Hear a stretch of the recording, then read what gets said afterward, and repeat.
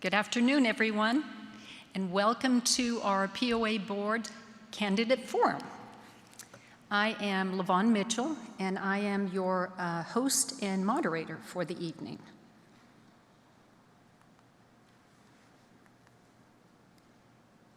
Let's see if I can get my slides to work. It's booting up momentarily. Okay, there's my picture. I'm your, just in case you couldn't figure that out. So I did want to welcome, we've got a number of board members present. We have Pat White in the audience, Bob Brunetti. I saw Rick Blau, Marty Inkrot, and John Orr. Did I miss anybody that's attended? And thank you all. I'm sure you're very interested to see the candidates. So as far as the agenda, we're just going to do an overview of what to expect tonight. Chet will then talk to us about the POA board responsibilities. The candidates will go through a self-introduction. They will present in alphabetical order. They will have there are 3 prepared questions that they've already seen that they'll be able to respond to after that. And then we're going to open it up to the audience and the online chat for any questions that you may have. So the HOA, the purpose of the forum is the advocacy in the HOA. We want to make sure that the homeowners are informed.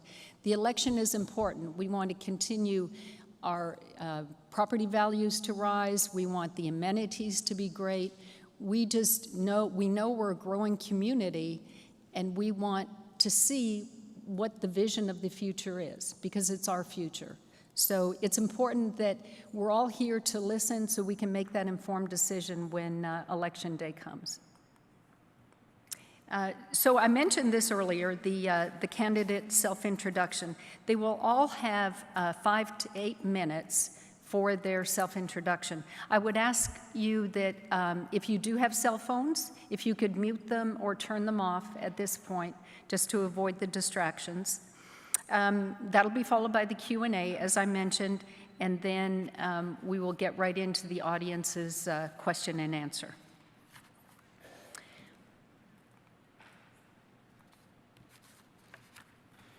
Guidelines, I think this is pretty obvious. People want to know, on a general term, what the POA candidates stand for. What are those burning questions that you have? It's not anything specific. It would be good if it's a subject that all of us can identify to, and of course, it shouldn't be personal in nature. Some of the obvious stuff. I would like to start off with Chet Pillsbury, our Tellico Village Chief Executive Officer, and he's going to outline what the expectations are for the board.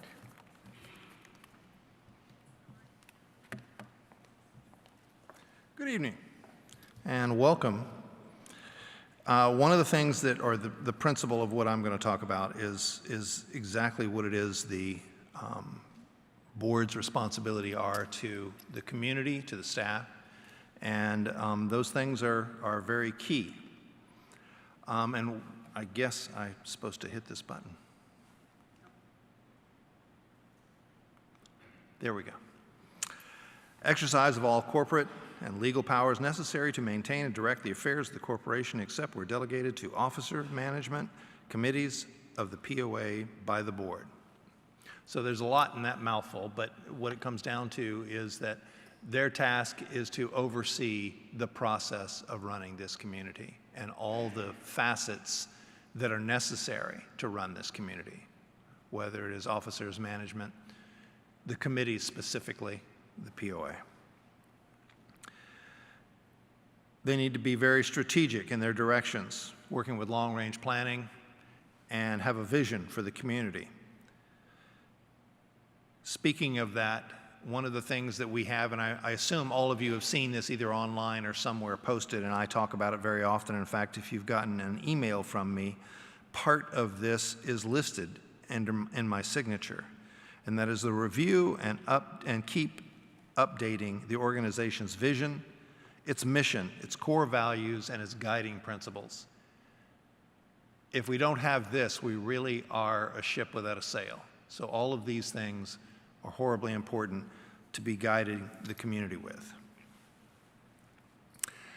They need to develop goals. What do they want the board to achieve? What are the board's goals going to be within any given year, within any fiscal year? What do they want to achieve? They also need to approve the CEO's goals and objectives and monitor his performance. I hate speaking in the third person. Review and sign legal documents required by the bylaws. Exercise legal fiduciary responsibilities per the POA governing documents. There are two things that a board gets in trouble for. One of them is their fiduciary responsibilities, and the other is their duty of care. One has to do with money, and one has to do with the association and the people who live here. And so these are very strong principles that a board has to get their head around in the beginning. They need to hire and direct and review the performance of the CEO. They need to, where am I at here? Yep, okay. Exercise fiduciary responsibilities, we've discussed that one. Finalize annual budgets, 5-year plans, I think that says 10-year plans, annual assessments, and user fees. All of those kind of get wrapped up into one thing as your jobs progress. Let's see, here we go. Of course, they need to approve expenditures per the policy, appoint all new members to the committee of the POA in accordance with the POA's charters and bylaws. All of the committees that we currently have operating in the community, and I need to be clear on this, all the committees are board appointed, which means that they answer to the board. One of the things that is going to be there in this list sooner or later is that the board needs to be a liaison to all the committees. It is important that the board understands their responsibilities to those committees because those committees are appointed by them to guide them.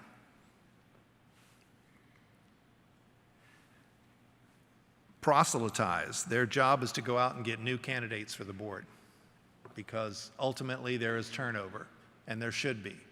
And looking for people who have fresh eyes, fresh responsibilities, the gentleman sitting in front of you now. All of that is part of their task.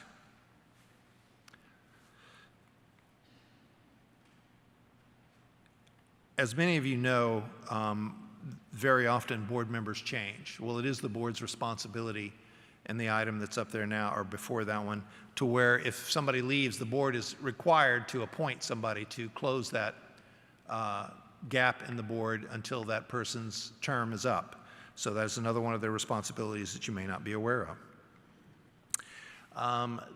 The one, serve as the Court of Appeals. This is a key, this goes back to that term of duty of care. To serve as the Court of Appeal for the POA members' disputes and appeals from the ACC. This is a very key position that the board has to do, and it requires them to be Switzerland. And the reason I say that with respect is they're all homeowners just like you, just like the people who come to be reviewed or sit in front of them for an appeal. They have all the same problems you do. They have all the same bills you do. And so they have to activate that duty of care and be neutral and do what is best for the community as well as that person. Liaisons to the committees, we talked about them being involved with the committees directly, and each board member has its own committee that he has to show up, and of course they can show up in any of them, but they're directly responsible. Usually those duties change from year to year, where one may be on the finance committee one year and next year he's on the marine committee. They of course have to approve all board rules and policies. They should always encourage feedback. I do town halls all the time because I'm encouraged by your feedback. I think the board uses and needs and should accept your feedback at all times. Communicate to the members. The board needs to be very good at communicating what's going on and why it's going on. This is also a key point. This is the hardest for the board to do. There it is. This is the one that's the hardest for the board to do, and it's the hardest for me to do for the board. Instill a culture of continuous improvement within the POA board, committee structure, and staff. This is one of those, how do you qualify and quantify that? And it's important, though, that we understand that is the board's task, to change and uplift and move the culture all the time toward improvement, toward being better. Gentlemen, I wish you all the luck in the world. Good luck.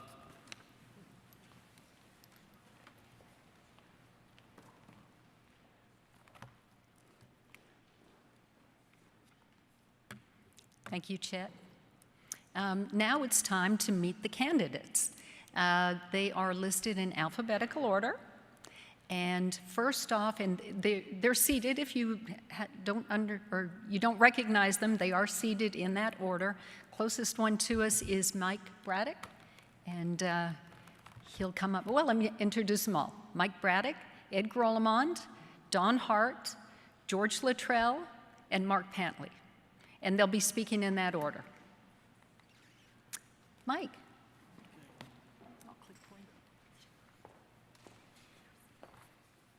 Good evening. Levon and the HOA, thank you for sponsoring this forum today. Very helpful. And I appreciate all the residents coming out on what is a fairly nice weather day. Talk briefly about my background. I was fortunate and blessed to have a 34-year professional career with Marathon Petroleum and affiliated companies. I retired in 2014 as Vice President Controller and Chief Accounting Officer. Throughout my career, I had positions in financial accounting, income tax compliance, internal audit, and business development. 27 of those years, I was in some form of supervisory or managerial role. I had extensive experience during that point in time with communications of financial statements, footnotes, press releases, investor relation presentations, and I gave numerous management presentations. I am a CPA. As far as my background with Teleco goes, my wife Carol and I purchased our home here in 2015, and I have since January this year been a member of the Finance Advisory Committee. A couple of key things that I worked on there was an update to the investment policy so that we could better manage our short-term investments and increase the returns there. And I have served as a systems replacement project consultant for the POA this year. Lastly, most recently, you probably read, I was part of the committee that focused on the food services management selection. The folks who are on the Finance Advisory Committee, or the FAC, that, as it's called in short vernacular, they've seen me in action. If you want some feedback, reach out to one of them. They, I think, will give you a very fair opinion of what they see in terms of what I can contribute. Why am I running? Telco is a wonderful community. Lots of wonderful people, great amenities, and a lot of those people give generously of their time and talents. And I am thoroughly encouraged about that. But we have many challenges in front of us to maintain and enhance our community, our amenities, and our property values. I believe my financial background, management experience, and communication skills offer the ability to add value to the community, and that's why I decided to step forward and run for a board position. I'm very willing to be proactive and inquisitive on subjects, and I believe I have the ability to listen and then organize facts and information in a manner that helps to facilitate decision-making. Next slide, please. Areas that I will focus on and advocate about, and I want to stress the word advocate because I clearly understand I'm only one of 7 members, if elected, to the board. Prudent financial management. We're talking about an organization now that In 2024, we'll have gross revenues in excess of $35 million and assets in excess of $58 million. We need to properly manage and monitor those assets to maximize the return to the community and the utilization of those assets. We've got a lot of high dollar volume projects coming up here for water and roads in the next 5 to 6 years, and we need to be actively engaged on that, and we need to be proactive in our identification of financial opportunities. A second issue that I'm focused on is communication. Yes, we've made improvements, but I think we have further improvements to make. One of the challenges that I have been frustrated with is that I've seen multiple instances where the POA and the board has not been out in front of issues. One of the key things that I would be looking to do is to make sure that we establish the narrative on the issues. I'm not talking about censorship. What I'm talking about is getting the basic facts and the rationale for a decision that is made out in front. Reasonable people could have disagreements over the analysis of that rationale, but we need to get the core information out there so that the residents can understand what's going on. Another thing that I would focus on is our website. It's great that we have a website. I know that folks work on that, but I see the possibility of some significant improvements to make it easier to navigate and find the information. And that would be another key thing that I would be focused on.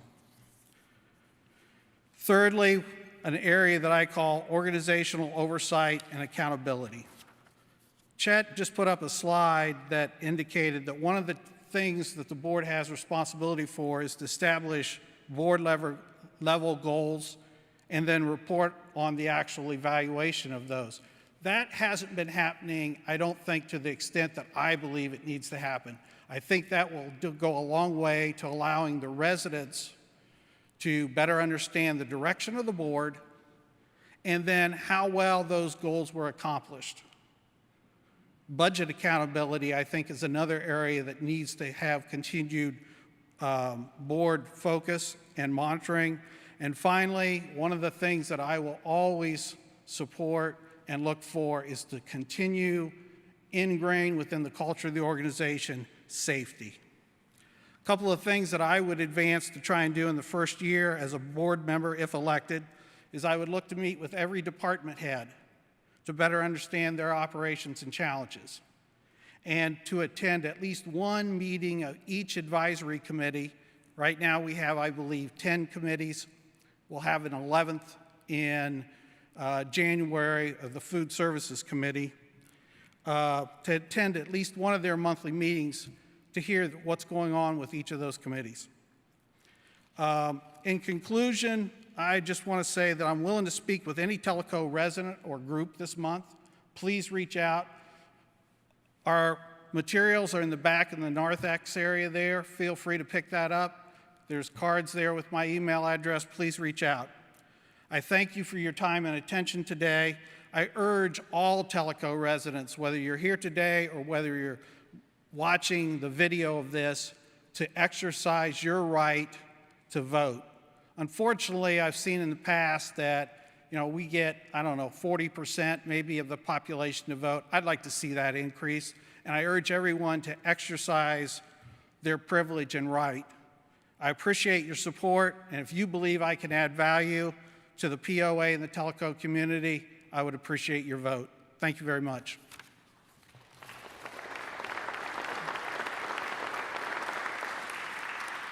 Thank you, Mike. Next up is Ed Grollemont. You're okay with the Thank you, and thank you for your time for being here today.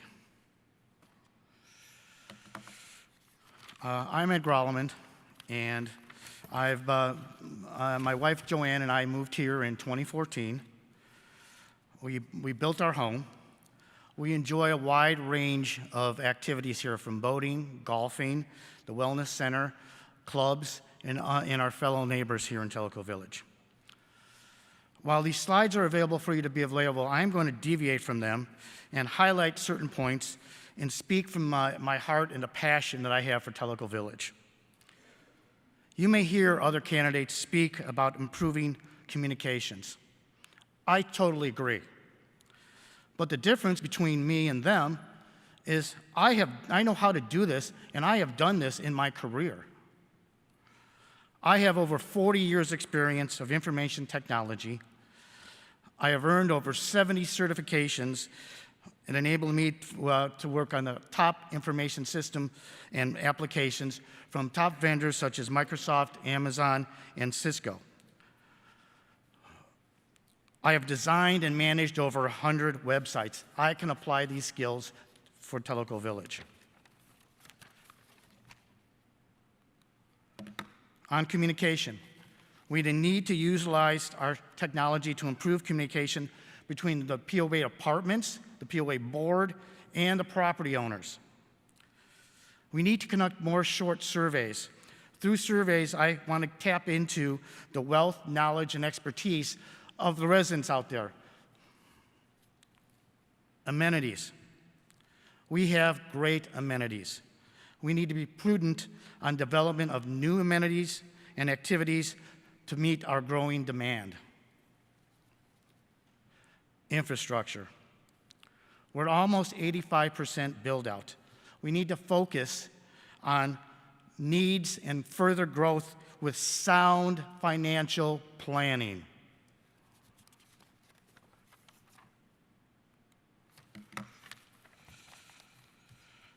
During my time here in Tellico Village, I've worked with the POA Board, Monroe County, and TDS Communications to get a $1.6 million grant from the state of Tennessee to install fiber optic internet for Keedy.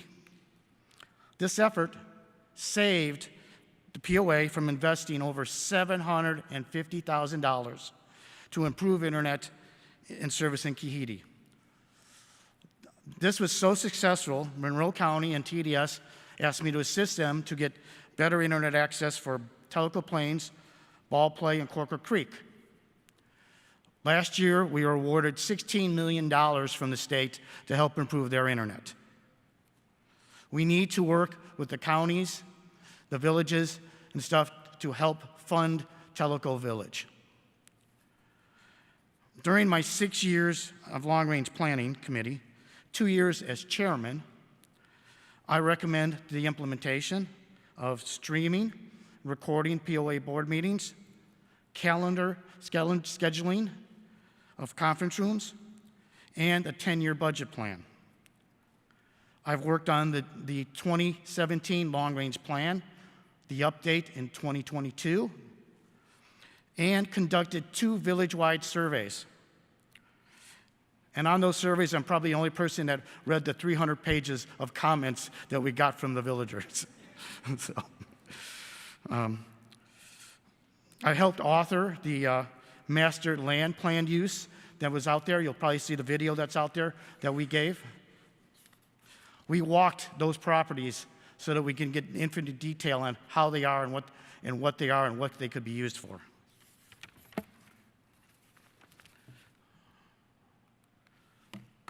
In addition to all that, I was working on the Keedy Food Service Committee for 5 years. We increased the revenue stream by creating fun activities and community events, such as music nights, holiday parties, and we helped improve the dining experience in Keedy. Because of that work, the Keedy restaurant was saved from closure. We went from a negative revenue of $80,000 to $30,000 on positive revenue. So, in addition, I helped design and maintain the technology for the Keedy Community Center. That is the sound and video systems that are in there. The technology allows us to expand video and voice presentations into the patio and pub, allowing for over 250 people to participate in a meeting or an event. This extended the useful life of the Keedy Community Center, which saves us money for having to expand building and facilities by using technology. That is one of the key features that I think bring to it. I can help use technology to save us money and extend life of facilities. I have worked diligently for the village since my arrival here 9 years ago. With your support, I will continue to do so. My expertise and experience, I'm known as the go-to guy for technology. Just ask anybody from Kahidi. If they got a technology question, I'm getting an email. I'm also one of the guys that have got a lot done here in the village. If you look for somebody who can get things done, I've got a record of getting things accomplished here. I've worked with the committees, I've worked with the departments, and I know the people, and I know how to get things done in the village. I'm Ed Grolleman, and I'm asking you to vote for me. Thank you very much.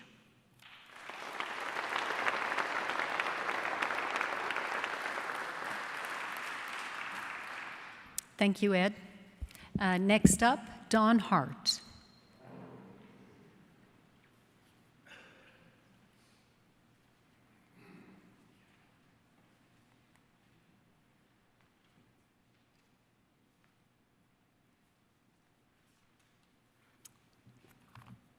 Can you take that down? Take it down. Yeah. I'll explain why.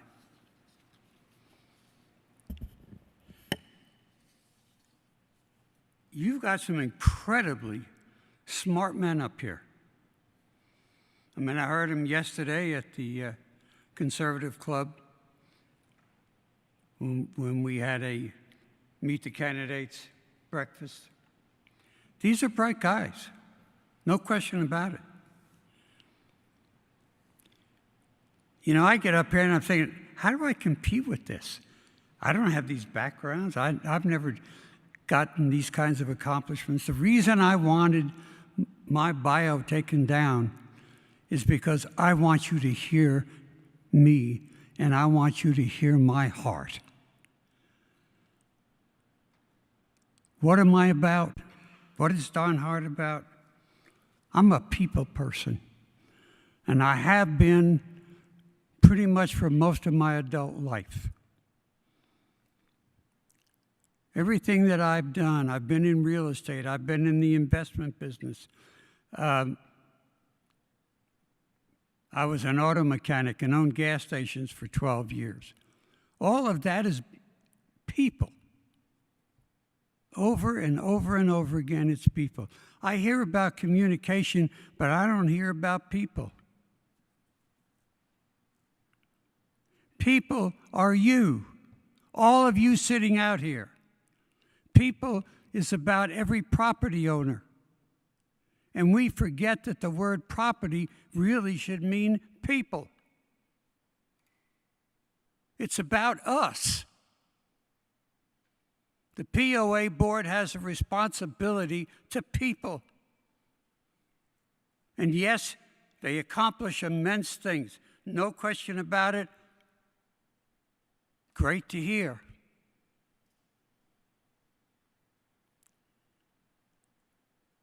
I come before you this afternoon, and thank you for those of you who are here. I come before you because what I bring to the table is a need and a desire to make sure that you know what really is going on with the POA board. We talk about values. We talk about culture. What does that mean in terms of the responsibility of the POA board? I honestly don't know. In a meeting I had probably sometime last year, maybe earlier than that, with Chet Pillsbury,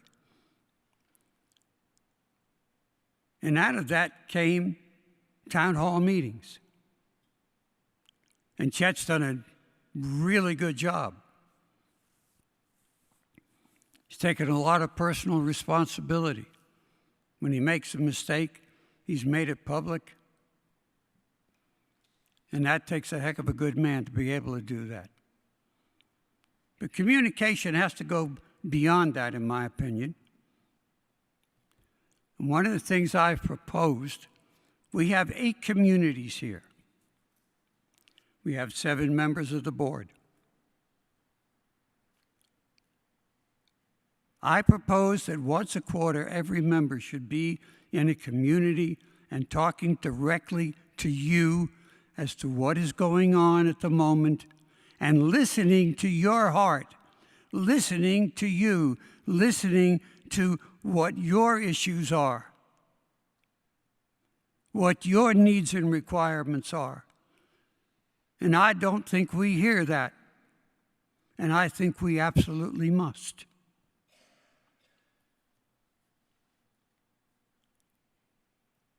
I have there in front of me the budget for 2023. I've seen some things in there that absolutely blow my mind when you see how some of the money is being spent. I'm not going to bother you with numbers. If you want to talk to me about that afterwards, I'll be happy to tell you. I ran last year, didn't make it, came in last, got 600 votes. I thought that was pretty good. I've attended a lot of POA board meetings, and I've learned a lot.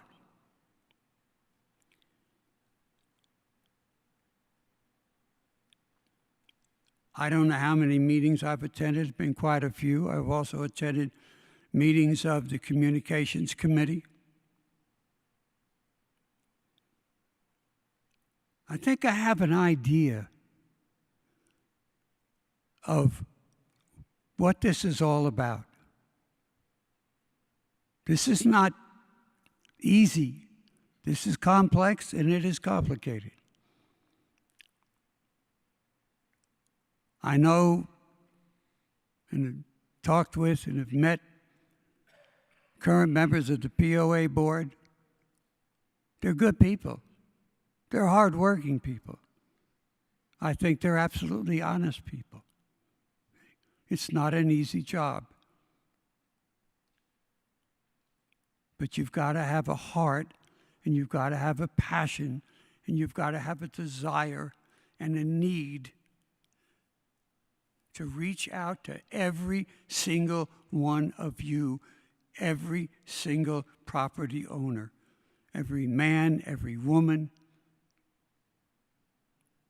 Because what you think and what you believe and what your needs and requirements are important. They matter. They matter to me. And that's part of the reason I'm running. As a counselor, I had a gentleman come into my office a number of years ago, middle management for a utility company, and he was frustrated because he wasn't moving up the ladder anymore.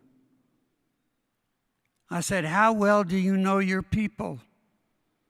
He said, "Well, I know my managers well." I said, "That's not my question. How well do you know the grunt people to do the everyday work in your department?" And it's a pretty large department. Well, he said, "I don't really think I do know them." I said, "I want you to get their files and know who they are, who the birthdays are, who the anniversaries are, who the births and deaths are, who the divorces are." He came back to me a couple of months later and he said, "I did what you asked me." He said, "I have a whole new approach as to how to manage my people." I'm going to end with a little bit of a story about Glenn Beck. I think most of you know who he is. When he had his television program on Fox News, and he was getting ready for his first rally in Washington, D.C., he was also seeking funds for an organization, very worthwhile. Don't remember the name at the moment. And when he came on the set, he said, when he came into his office, there was a check for $25,000 and that the owner asked to remain anonymous. He said there was also a little baggie that had 8 cents in it with a note that said, "We wanted to come to the rally, but this was all we could afford." And he held out his hand, and he had that 8 cents. And he said, "Now I've replaced it." He said, "But I'm going to hold on to this 8 cents as a reminder. Have I done enough? Can I do more?" And from that day to this, ladies and gentlemen, I've carried 8 cents in my pocket. Today I happen to be a penny short, but for the same reason, have I done enough? Can I do more? Thank you.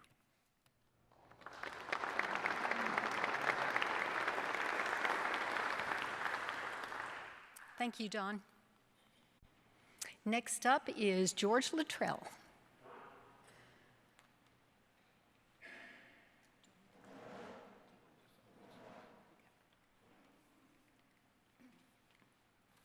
Thank you, LaVon. Thanks, everybody, for coming.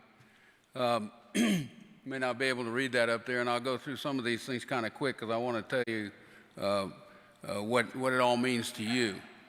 I have a degree in building construction. I worked for 42 years for a large engineering construction company. Some of you know, probably Fluor Daniel, and I did everything from soup to nuts. I got involved with everything from budgeting to estimating to planning and scheduling, material management, procurement, contracts, on and on and on. Safety we were paramount. We're one of the safest contractors in the world. We were proud of that, and ingrained in me from the very beginning, because you're out on construction being one of the most dangerous jobs you can do. But I believe that prepared me very well for what I'm about to talk about. But a little bit more background. I'm currently on 2 boards, one here in the village, the New Villagers Board, and I am a founder for another both nonprofit, another board that raises money for rugby clubs at the University of Florida. I'm a founder on that one. I was on that first in my retirement days, and I insisted that I be the secretary because I understand the importance of communication.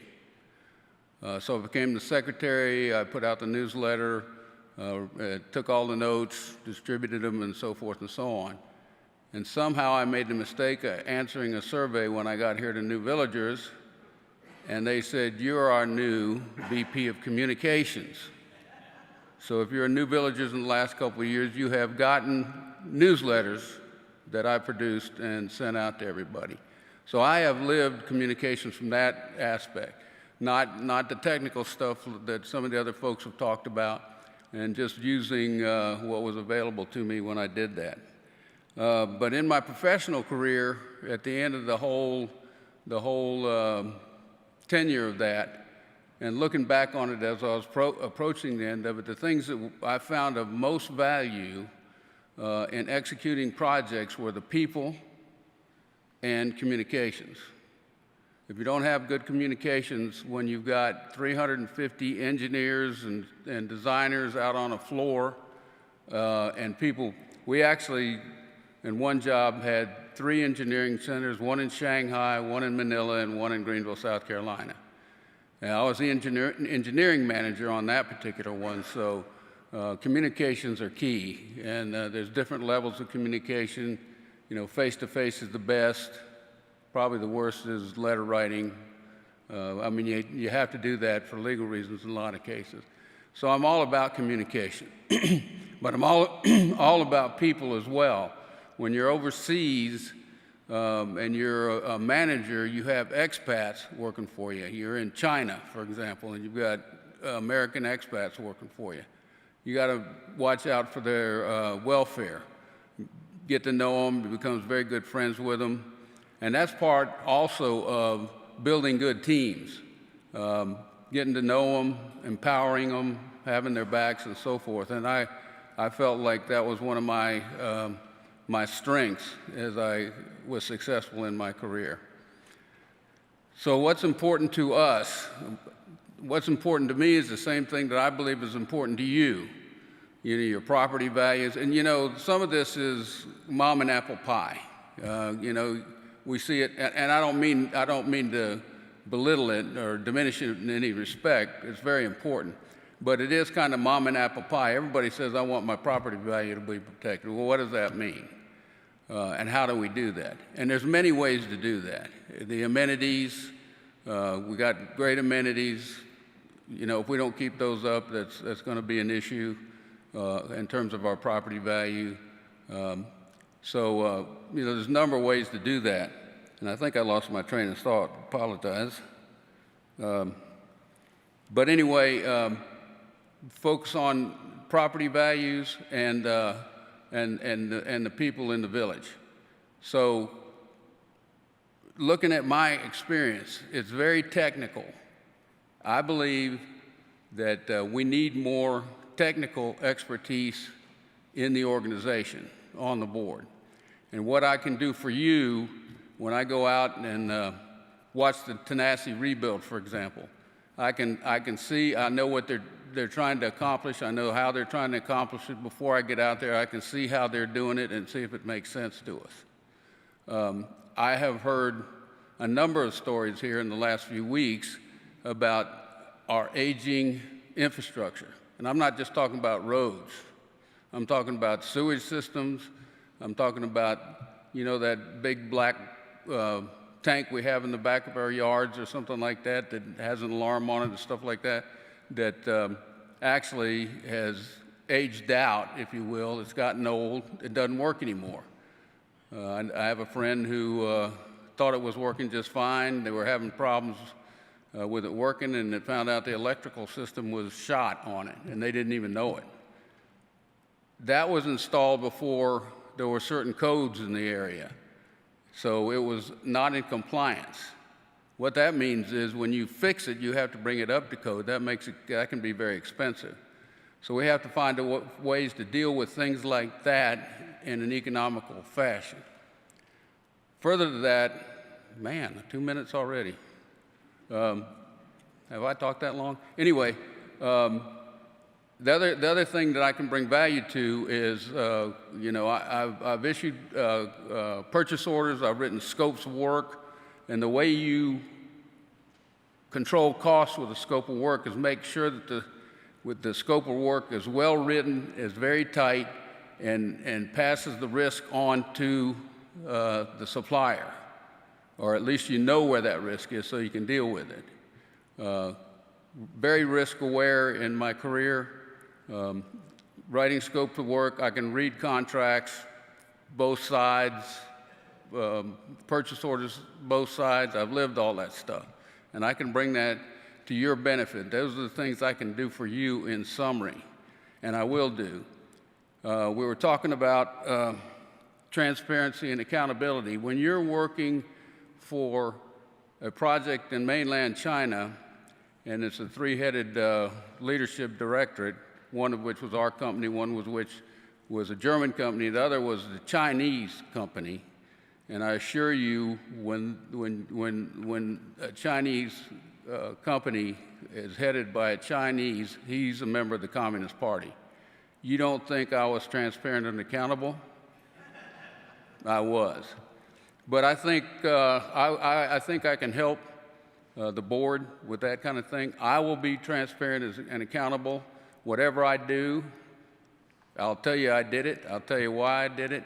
And if it's wrong, I'll listen to you. That's the other thing I think. I like what Don said. I live right smack in the middle of Toco near the clubhouse, and I'd like to get some of those folks together on a regular basis to hear what they have to say and what they're worried about.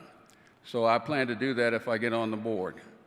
And since time is up, I'd like to thank you all. I'm more than happy to talk with you about any of this kind of stuff.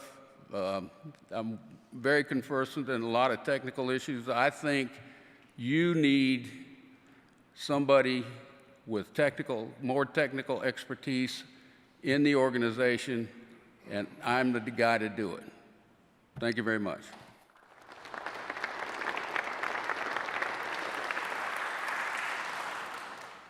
Thank you, George. Mark Pantley.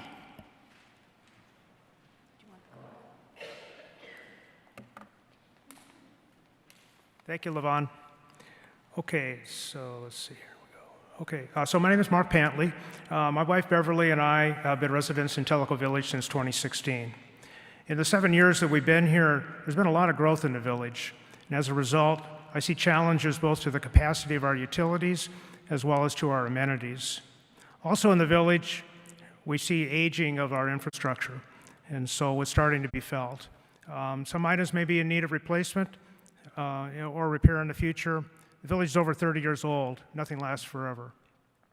Yet at the same time, many of us are on fixed income, and we don't have unlimited resources to pay for everything that we might wish to have, or we might think we need.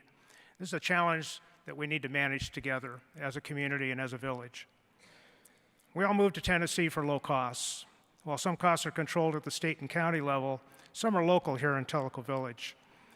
Decisions we make regarding wants and needs compared to what we can afford is critical to the future success of Tellico Village as a community. Balancing what we want and need with what we can afford to pay for will require us to manage our growth. I think this involves 3 areas. One is around adding new amenities only based on resident demand. The second is making necessary capacity improvements to existing amenities, again, based on resident demand. And the third is ensuring utilities deliver high reliability and meet capacity requirements. Another area I'm concerned about is aesthetics and environment. We live in a naturally beautiful place. We need to work hard to maintain this. The third area I'm focused on is communications and transparency. This is a two-way street. POA needs to keep us informed. POA also needs to listen for it to work right. My background, I was born and raised in Seattle. I joined the Navy right out of high school, and I was in for 7 years. I was on an aircraft carrier for 2 years. I did one Westpac tour.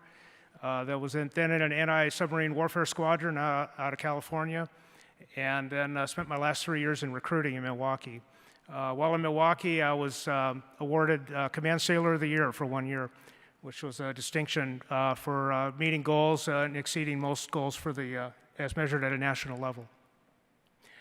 While in the service, I did my first 2 years in college, mostly at Marquette. And when I got out of the service, I went back to Washington where I had residency and finished there. I got a BA in accounting and an MBA. Mobil Oil hired me right out of school, and I worked at a refinery nearby. And later on, BP came along and bought the place, and so then I became part of BP. So all told, between Mobil and BP, I worked in the oil and gas industry for about 35 years. I was a controller. I did planning and scheduling, operational planning and scheduling. I did strategic planning, business planning, financial analysis. Mostly these were businesses, in global businesses all over the place. BP operated in about 80 countries, and I saw or had impact with most of them. So it was a good job, and it was a lot of fun, and I enjoyed it a lot. A lot of times, interspersed between operational roles, I went into project roles, and so I managed projects, again, all over the world. Most of them were business systems implementations, putting in transactional systems, management information, decision support systems. They were usually integrated across all the different functional areas, and quite often were multi-country, multi-language, multi-currency, which gave us some great challenges. I am a licensed CPA, although I'm now retired, thankfully, I guess. Later on in my career, I was sent to the University of Chicago Booth School, and there did a management training program, and also went to Wharton for a similar thing around controllership. What else? Okay, so last 2 years I've been the HOA president. Prior to that, I was the VP of advocacy with HOA, so I've been with HOA 4 years. So that finishes this year. So I'm looking for a new role and a new challenge, and here I am. So I'd appreciate your vote, and would appreciate the opportunity to serve in the board. Thank you.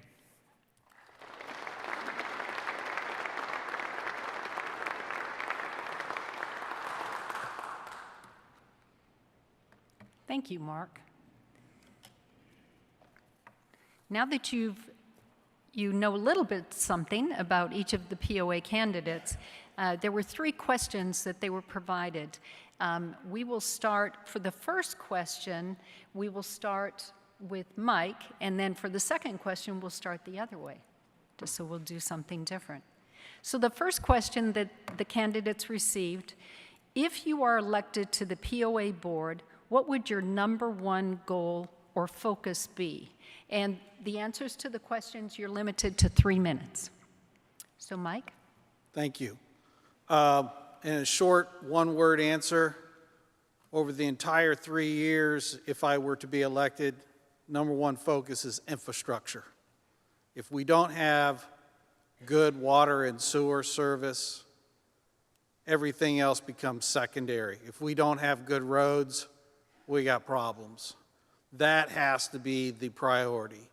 But I would amend my answer a little bit for 2024 and say a heavy focus in that year for me would be food services management. I think we have a great opportunity in front of us to bring the management of food services in-house. But as many of you know, operating a restaurant facility is not for the faint of heart. By one study, 60% of all restaurants fail in the first year, 80% within 3 years. Attention to detail is absolute. You've got to know your customer base, you've got to meet their needs. And I fully support bringing it in-house. I was part of the committee that made that recommendation. But we've got to get it right, and that starts with attention to detail by not only the POA management, but the board monitoring what's going on. So that would be my answer to that question. Thank you, Mike. Thank you, Mike. My answer to this question is we need to move for strategic better communications and technology in the village. We need to do that so we can get more input from the property owners like you people out there. We need to utilize the great resources you people are in your experience. I can use technology to help bring and communicate better, #1.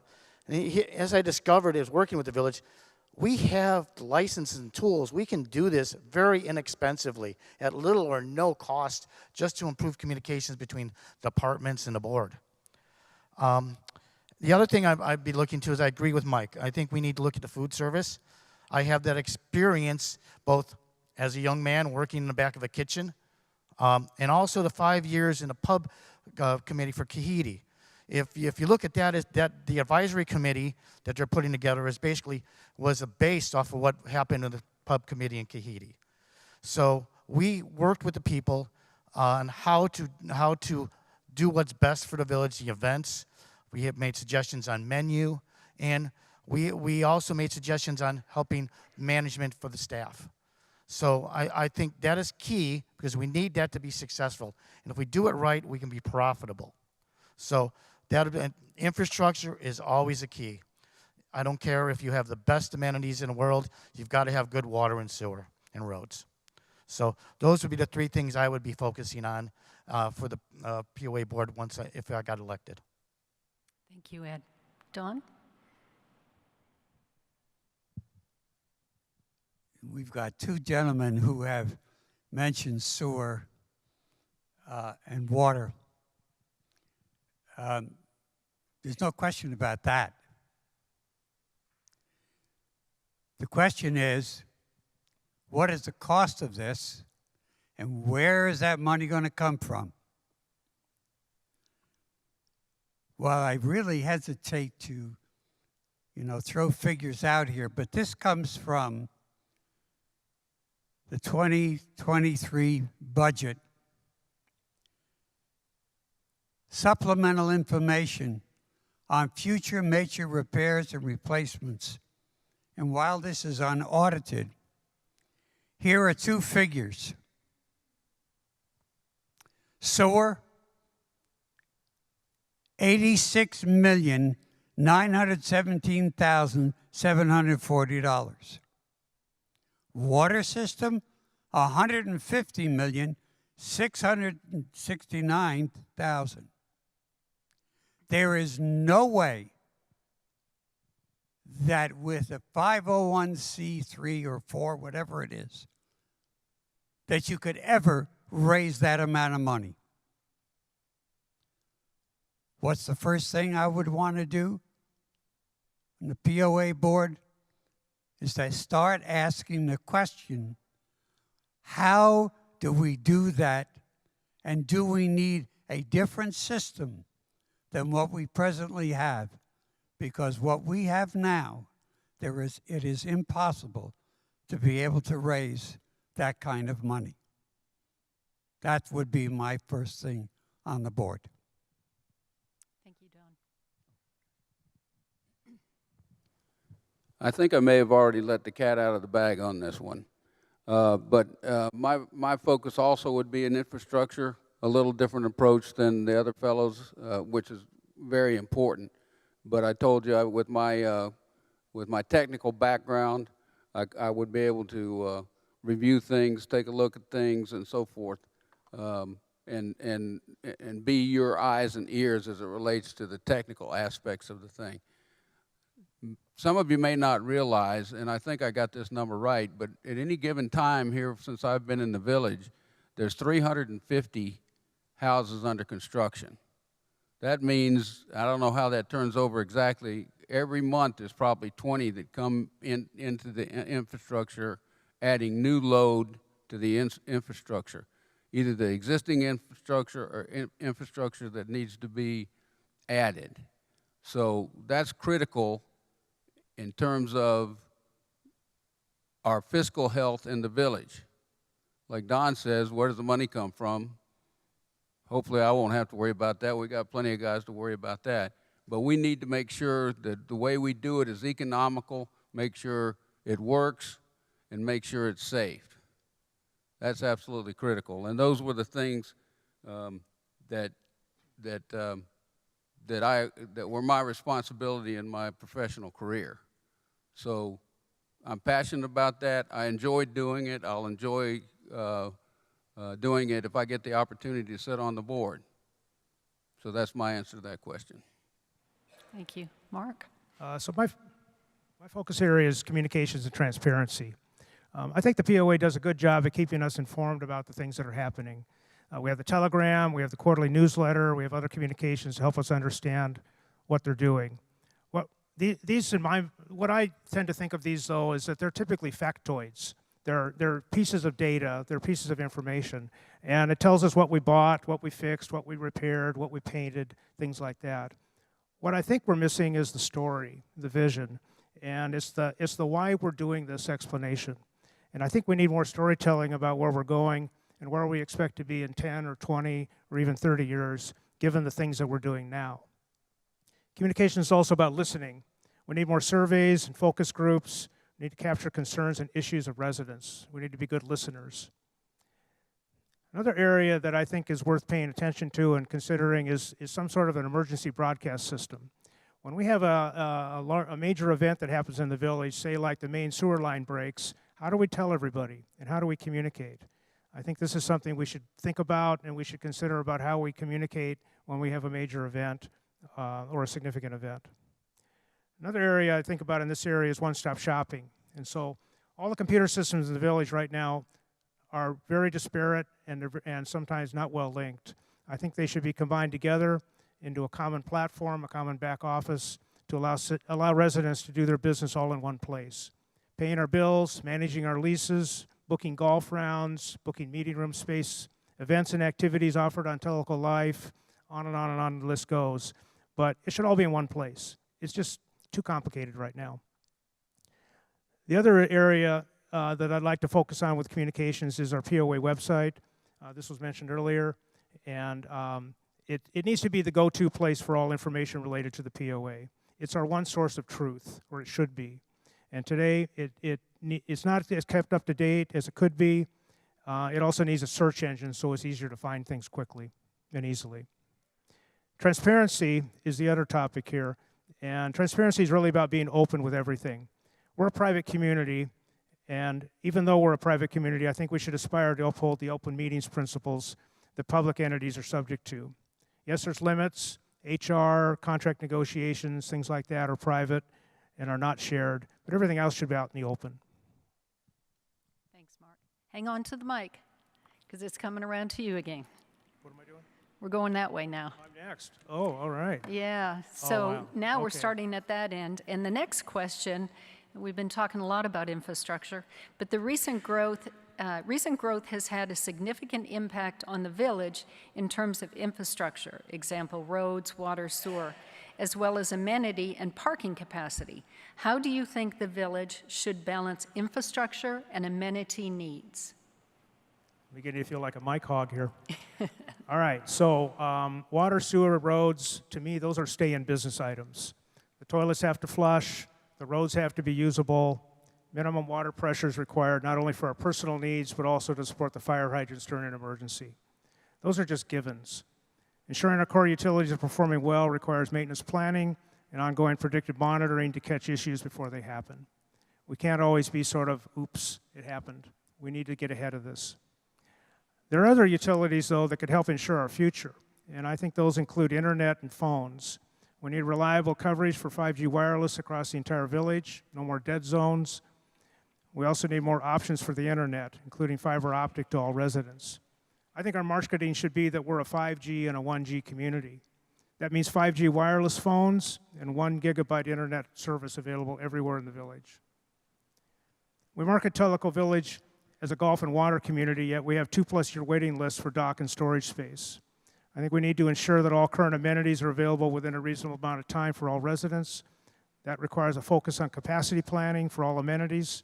It also requires that we understand our current capacity and usage and understand our future trends and expected needs. Our homes are typically our single largest investment. On the day we decide to sell, we want a good price and a quick sale. That depends on the next buyer and their desire to move here. We need to understand what amenities the next buyer wants and focus on any new amenities to be added based on their requirements. It's critical that we understand the wants and needs of future residents so that Tellico Village continues to remain attractive in a competitive market. Infrastructure also means safety and security. I think we need to continue working with TDOT and the county to add additional right turn lanes and acceleration deceleration lanes on Highway 444. I think we need to think about the lighting at various intersections throughout the village to make sure that we have sufficient lighting at key intersections. The yacht club walkways and parking controls, I think, need improvement. And we need to continue working with TRDA and TVA on the use of common properties around us to make sure that things like camping and campfires are controlled and used properly. What Mark said. No, Mark's absolutely right, and I agree with him 100%. I think the plan, the long-range planning and things like that are key here. What do we want the infrastructure to support? We have to know what's ahead of us. We need to define that because you can't build an infrastructure that meets your needs if you don't know what your needs are going to be. So I think that's really key.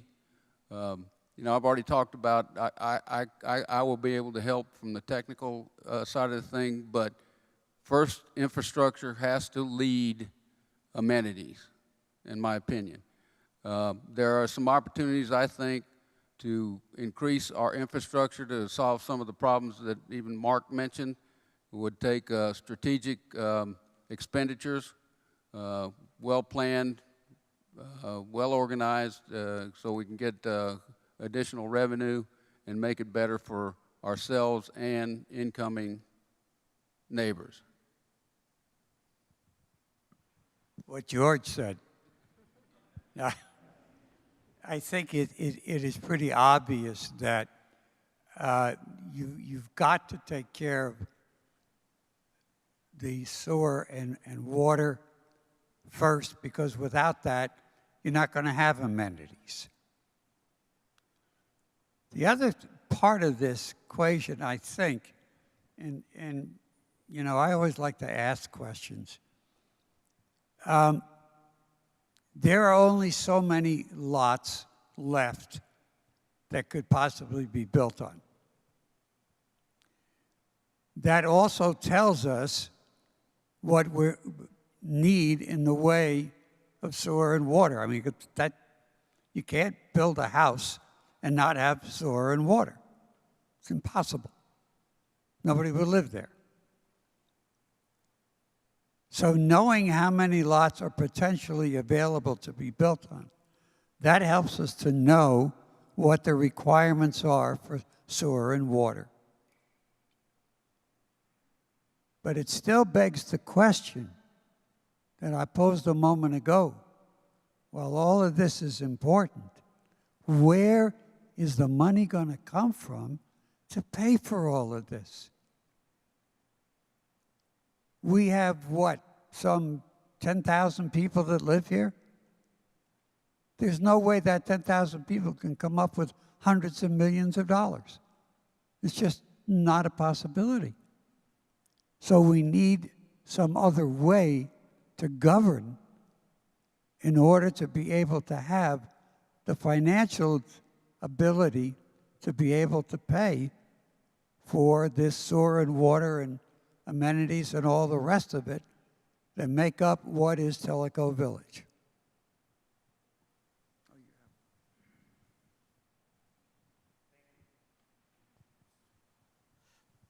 Can you hear me now? Okay.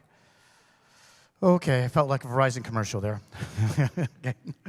I hope no one thinks that we need to choose between maintaining and improving infrastructure and amenities.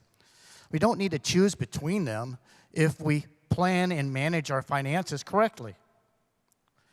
We have a good budget structure for the budget for infrastructure and amenities are separate.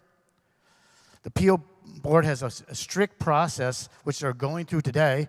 Go to the meeting when they have public and see what they consider. They look at the needs of the village, sound engineering practice. If you want to know about water, sewer, and concerns, go to a PSAC meeting. There are people on that committee that are engineers that are planning and considering all the things we have. And Don, I'm going to answer your question. How do you that $100 million is the total assets of our water and sewer? You don't replace your whole water and sewer at once. The village has a 30-year plan to replace that stuff for roads, water, and sewer. I've seen it. I participated in it. We look at that. You do it piecemeal, piece by piece as needed. You grow it. So in the last thing I seen from PSAC, we need $10 to $15 million over the next 5 to 10 years to upgrade water and sewer. It's not $100 million. It's $10 to $15 million. And we can work on that and do that through our current budgeting and planning process. So with that, you know, infrastructure is always important, and many are important, but planning and financial hand in hand with long-term planning is key to get these things done, including upgrading and expanding amenities. Thank you.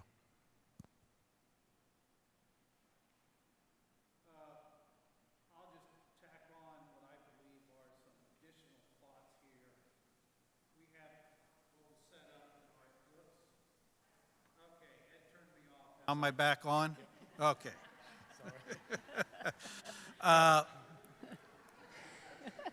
A couple of thoughts here. One, Ed is correct. The numbers that Don is quoting, I believe, are from the asset replacement study that was done. It's not suggesting that that has to be done in a very short period of time.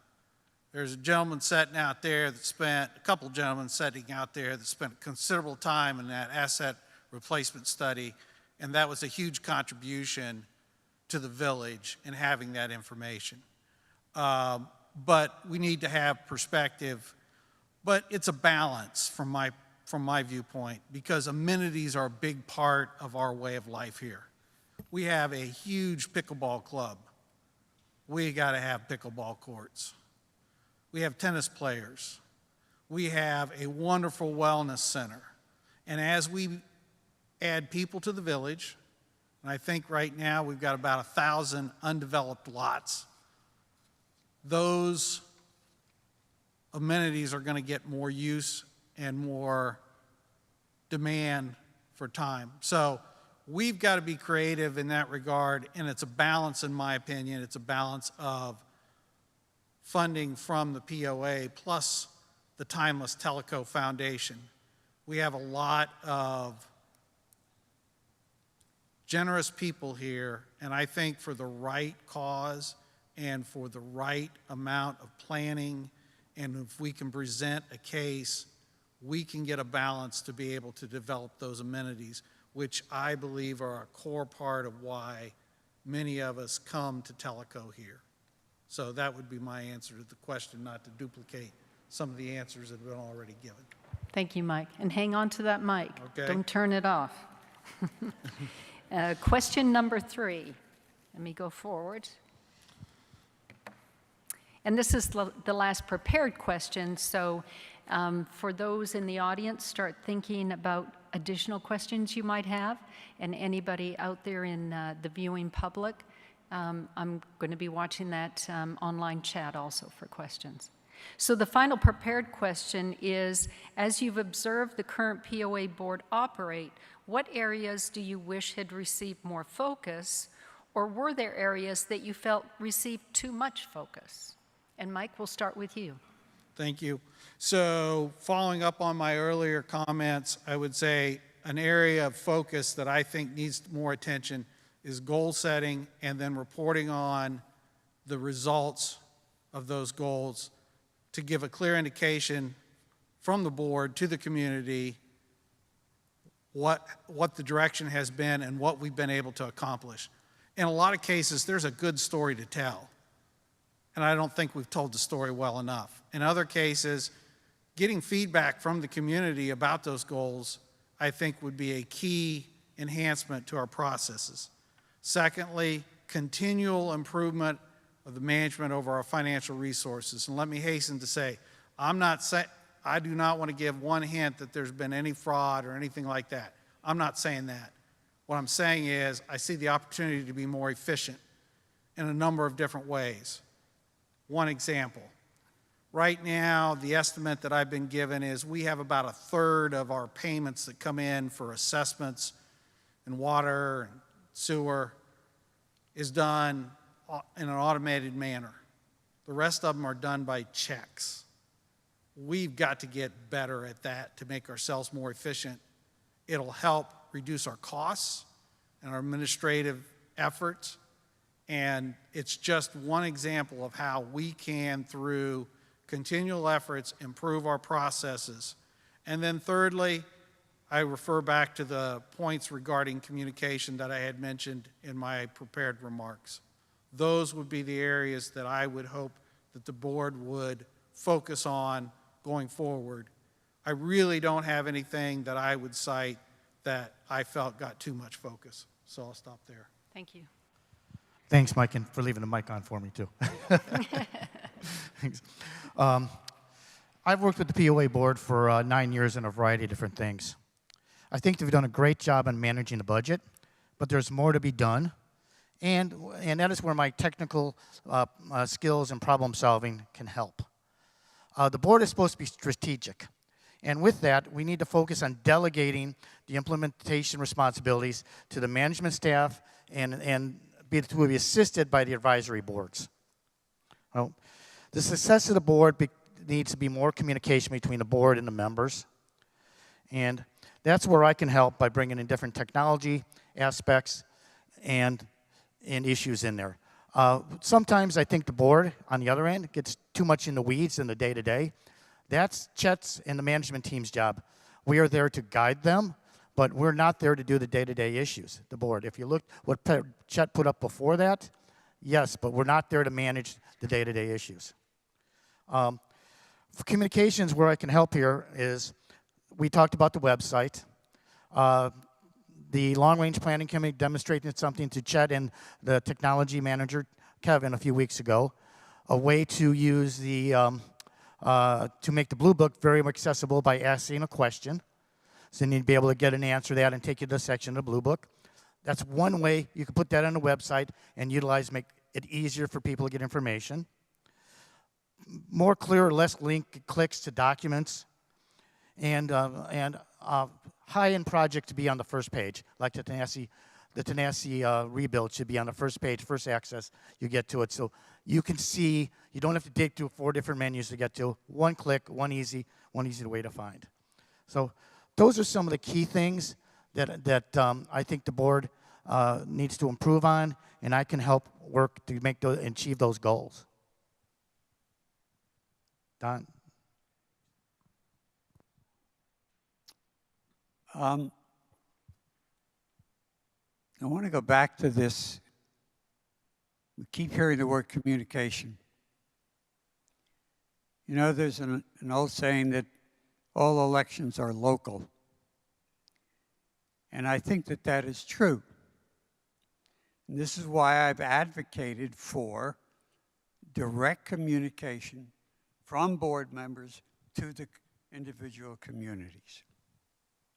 Now, one of the things when I've attended the board meetings is committee reports and long columns of information put up on the screen and go out to whoever happens to be watching. I don't think most people really understand all of the numbers, and it's huge. Look, this is not a small operation. And after a while, you just kind of glaze over.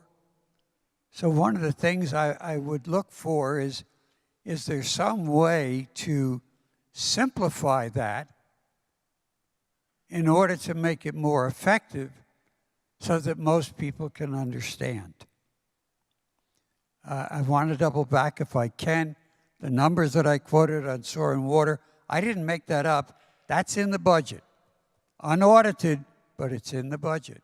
So it still begs the question as to where that money is going to come from, and that's an obligation and a responsibility of the board that they've got to take a close look at this, because cost of things don't ever go down, they always go up. So this is a very, very difficult issue. We've got to have the Soar and Water. You want the amenities. I agree with all of this, but I keep coming back to that same thing. How is this going to get paid for? Thank you.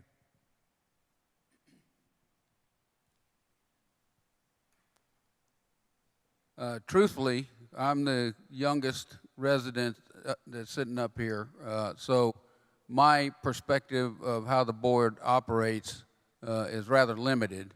I will say that there's been some massive challenges. When I got here, we had a Tenassi clubhouse. We don't have that now, so that was a huge thing. There were several other things, not to bring up old ghosts, but Republic trash services and things like that kept the board pretty busy. So I don't really have anything necessarily to critique. I will say that one of my strengths in my professional career was running meetings, keeping them crisp, clean, reporting to upper management. Upper management, we'd have several reports from different projects all in a row. When it came up to mine, they'd say, "We want you to do this in 5 minutes." And I said, "Thank you, that's what I'll do, because otherwise you're up there on the hot seat for a long time." But the point is that you can make meetings relevant, crisp, sharp, and get the message across, and provide the opportunity for people to look further into it later. As far as continuous improvement, that's one of the major things our company undertook. We called it CPI, continuous performance improvement. So I've worked that, I've led those kind of efforts, and I agree with it 100%. There's always room for improvement, and if you're not improving, then you're going to be, lost in the shuffle down the road. That speaks quite honestly to the infrastructure. If we don't pay attention to it and improve it, it's just going to get worse and worse when we're going to be reactive the whole time. The other thing is, and I agree with what Mike was just saying, he said it rather succinctly, when I got into this thinking about running, we got to get ahead of the story. We got to get ahead of the issue and stay in front of it, because if you don't, the people will make up their own answer, and it may not be the answer you like.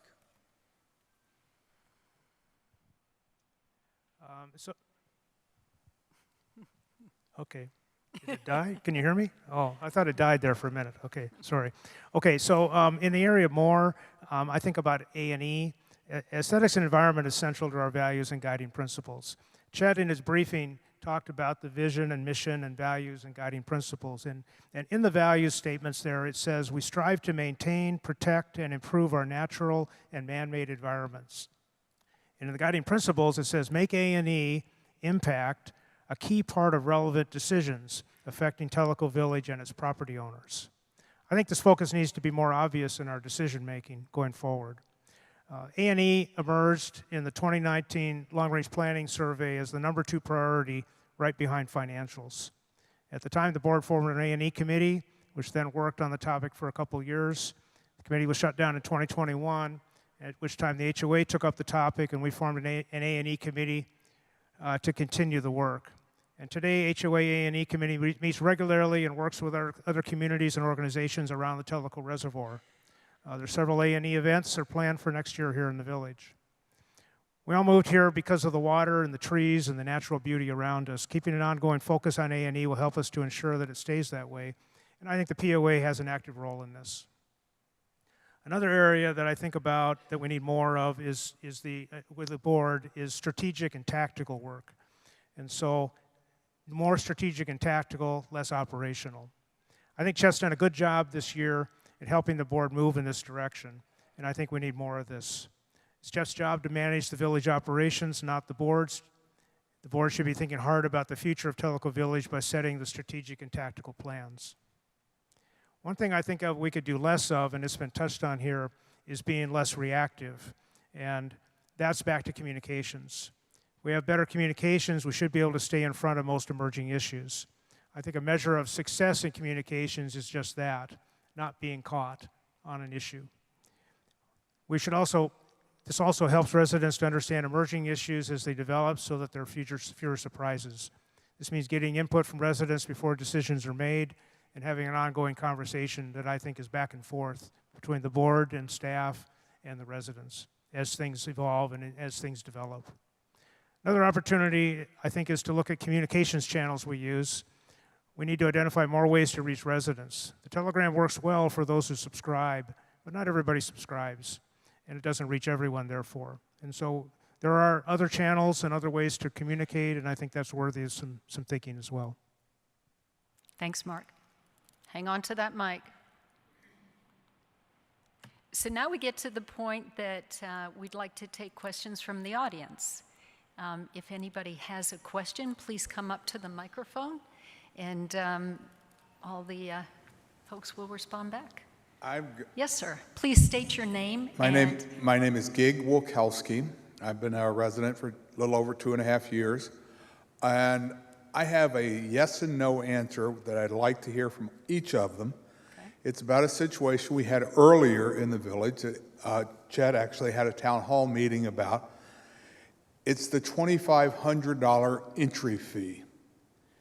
It will take state legislation, but it caused an uproar in the community, and I want to know what each of you think, yes or no, if you would be for such an issue.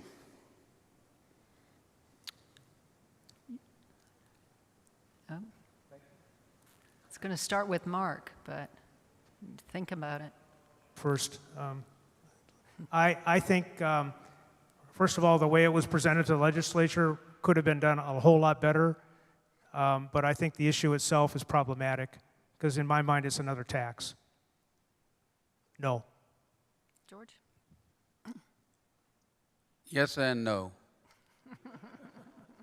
No, it's a very complicated issue. I can see the benefits of it. I can see the downside of it. I understand it. I have thought about it. I haven't settled exactly where I would come down on that, but I know it's out there, and I know it's very important. I would say that as of the moment, the way the situation sits, I'm inclined to say no. That doesn't mean I'm not open to it, but I think it needs more investigation. So for the moment, the answer is no.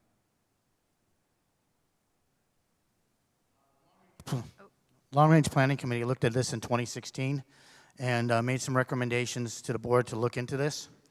If it would have been implemented in 2016, we'd have $8 million more today than we'd have in our pocket. And that would have not affect any existing resident here.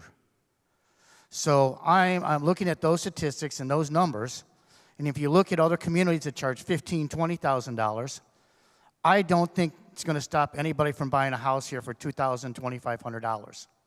So I think it's a good way. We've got to find other revenue sources that don't hit your pockets and my pockets. So, and this is one way I think we can do it that can help the village meet their infrastructure needs and grow amenities.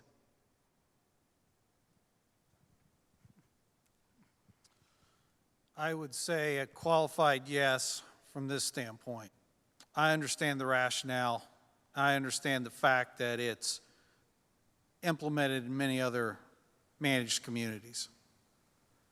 But how it was proposed, I think, needs serious revision.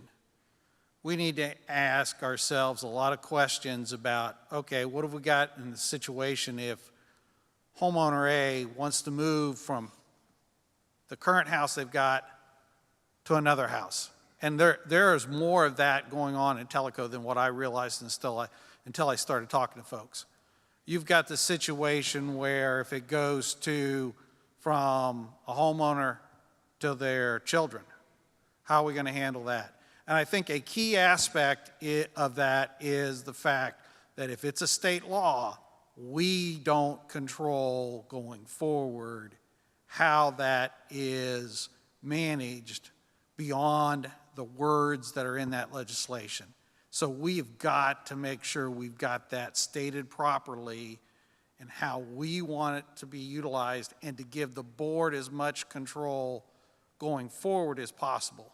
So that would be I'm sorry, Gig, it was more than a one-word answer. But at least you made your wife happy. Yeah, I didn't hear a lot of yes, no's, but it was good answers. Thanks, everybody. We have another question? Yes, my name's Dobby Dobson, and I've got a question for each one of you. I mean, it applies to all of you. But I need to preface my question by saying that I have the utmost respect for the board and the job that they have done, as well as for Chet and his staff. The issue my question addresses has been brought about by the board's desire to support Chet's efforts and to improve the quality of life of the village and their efforts and the board's efforts to expedite the process. I might equate this issue that I'm talking about as being like a log that's floating out there in the middle of Tellico Lake, and it's about 2 feet underwater. You can't see it, you can't hear it, you can't smell it. No way of knowing it's there until all of a sudden it shows up. And it showed up recently. My question concerns the serious issue about the right of property owners to have a say-so about any future changes to the covenants and restrictions. As background, in 2008, the property owners voted to amend the Declaration of Covenants and Restrictions and stipulated that the amendments to that document require a 2/3 majority of property owners, and it eliminated the requirement that ballots be notarized. Now, that's different from what's been talked about in the late board meetings, but that's a fact. In December of 2021, the Property Owners Association acquired the developer's rights for Telco Village at the same time that they acquired several hundred acres from Cooper Communities, who it was the original developer. And they are apparently leaving the area, for some reason wanting to get out of being responsible for Telco Village. So they transferred and assigned those rights to us, the POA, Property Owners Association. The reasoning behind acquiring the developer rights was to prevent those rights from being acquired by a third party who could then use them in ways that would not be beneficial to us as Telco Village property owners. The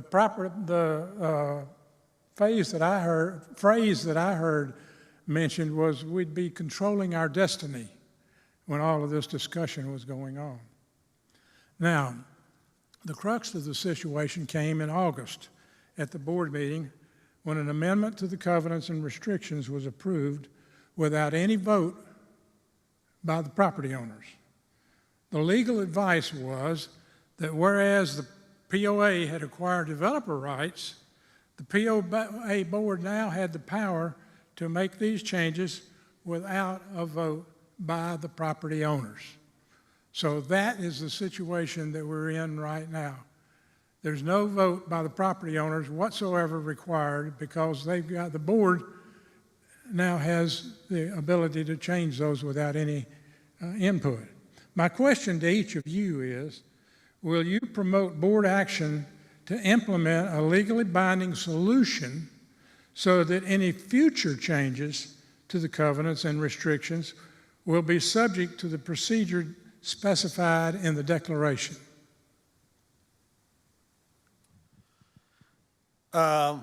I will openly admit there are many things about Teleco that I still have to understand better.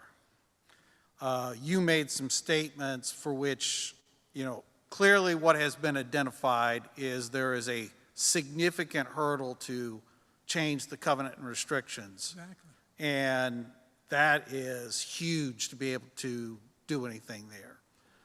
I am not aware of anything that would suggest that what the board did in August was in violation of any rules.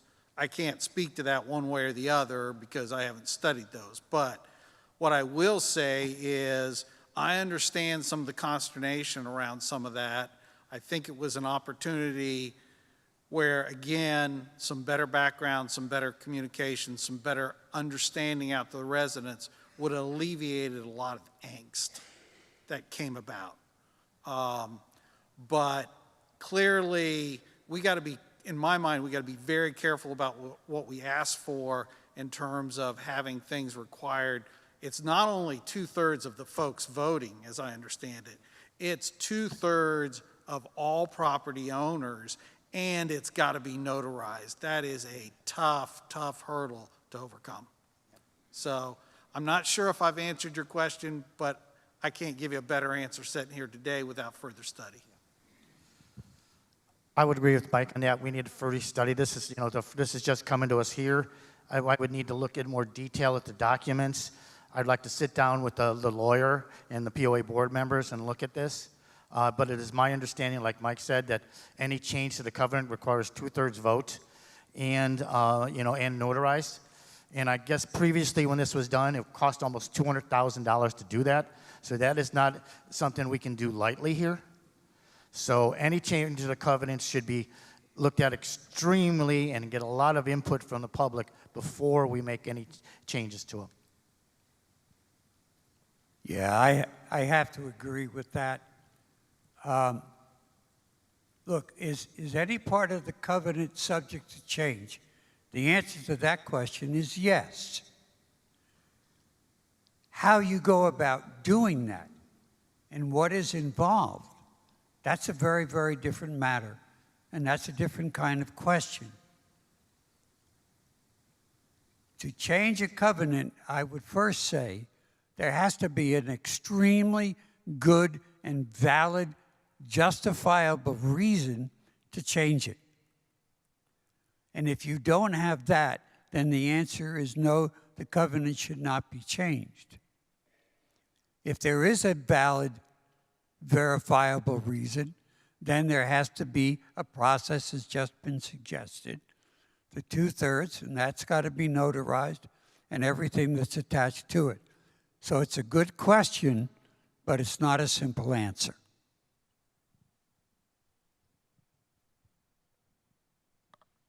My answer is yes, it needs to be difficult to do. And the two boards that I served on, we had bylaws and we had policies and we had articles of incorporation, and it's very strict how they deal with those things and what you can change and what you can't and how you do it. Policies are the easiest to change. The board can, change policies. We did that in New Villagers. But the bylaws are a whole different kettle of fish. It's very difficult to do. It needs to be well thought out, very deliberate, and there's times to do it, and it may be expensive to do it, but it may be the right thing to do. So I sat through those changes that happened in August, and I will admit that I found it sometimes confusing to tell the difference between bylaws and CNRs and all the various other things, and what were the rules and what were the requirements. I think we could do a better job explaining all that, despite all the many, many attempts by the board in quite earnest attempts to try and make it make sense. I came away a bit clueless. So I agree with John, what Don said and George said in particular. I think the idea of having high hurdles to change is important. We shouldn't be blown by the winds every day because we've got a new thing going on. But I think it needs to be, I think we have some opportunity here to make it a lot more well understood to the residents about how change happens and what all these various controlling documents are so that we can better see our way through it. Thank you, Candidate. Let me make a comment, and that is that it's obvious to me that most of you all are misinformed about what the legal situation is. The board, the POA, now has the right to do anything they want to. And so you can change it. You can, excuse me, sir. This is a question format. We appreciate your feedback, but this is just for questions. It's not a difficult thing to do with the board. Thank you. Having everything. Thank you. Do we have any additional questions? Yes, thank you. Hi, my name is Mike Robbins. Gentlemen, this is a great undertaking that all of you are involved in. It's going to change a big role in your life. I ran for alderman in a past city, ended up on the Civil Service Commission as a commissioner, been involved with HOAs and POAs in the past. I would hope that two of you, when you get elected, have an open mind with our current board members. They're very intelligent. They have a lot of wisdom. Please don't be negative when you get in there. Lake communities in the past, living in a regular community also with general managers. This guy sitting right here has been the best one that my wife and I have seen. Chet's doing a remarkable job, as our current board members. Also, as far representing the members that live here, our residents, if you get a bona fide situation and a complaint, if someone needs you to check something out at 10 o'clock at night or 6 o'clock in the morning, I hope that you're open to that. There's been 2 ordinances in different cities that I lived in where I stepped up with some of our residents and people went out and checked it out and said, you're right, we need to do something about this. Anyway, an idea that I have that 2 of you may need to work on in the future with our current board is construction it's really growing here in Tellico Village. When you're with our members at the pickleball courts or you're out to eat, you get certain complaints that builders, not contractors, maybe contractors, but builders aren't following through on what they need to after they get their money after the closing with warranty issues. Would you be open to, even if the POA or our ACC members don't have any teeth in this yet, would you be open to when a builder takes out a new permit, the builder has to sign something that they would be open to coming in to an ACC meeting with a complaint or a separate meeting. The ACC people, those people could take turns maybe every month. We'd have a separate meeting, be different than the ACC meeting, where you could meet with the resident, with the builder for an hour and say, let's work this out. Now, you may not get it resolved, mostly you would, but that builder has to sign something when they come in for a new permit that says they're going to get in there if they have a complaint. There's one builder here that gets a lot of complaints from people, and I keep hearing the name over and over and over again with other people at the pickleball courts, and it Sir, comes up, what is well, your hey, you know what? question? These are on our POA. What is- Some of these what is builders your are question listed, so for why them? why isn't something being done about it? But What- anyway, that's yeah. the question, ma'am. Thank you. Would you be open to that? If a builder had to sign something, they would come in for some mediation and try and work it out with the individual that's having a problem with their home. Thank you.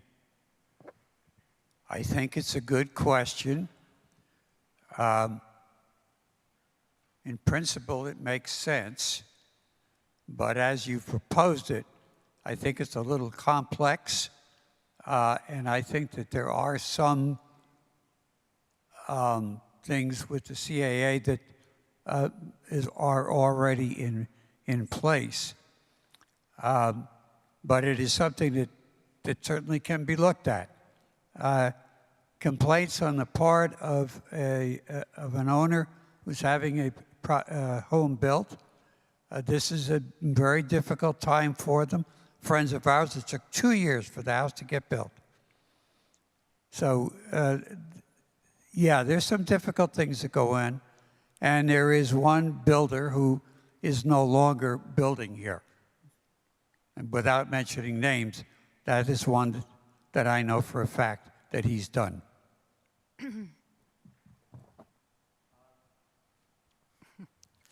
Yeah, that is a complex question. Personally, we built here, and we had an agreement with our builder, we would hold out final payment until everything was satisfied. I think that's something that needs to be done with the individual, that you negotiate with your contractor. If there's a repeated builder making failures and not following through with things, that should be brought up to the ACC, and that could affect their ability to build in the village in the future.